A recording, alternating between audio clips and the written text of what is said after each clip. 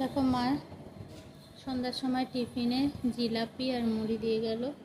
এখন জিলাপি আর মুড়িটা খাবো। আজকে সারাদিন তো কিছু করিনি। ডাক্তার 7 দিনের রেস্ট বলেছিল, তার মধ্যে 2 দিন হয়ে গেল। 2 দিন খুব জার্নি গেছে। আজকে মোটামুটি সারাদিন রেস্টের মধ্যেই ছিলাম। তো এখন মুড়ি চানাচুর খেয়ে নিই। মুড়ি জিলাপি, সরি মুড়ি চানাচুর বলে ফেলেছি, মুড়ি জিলাপি।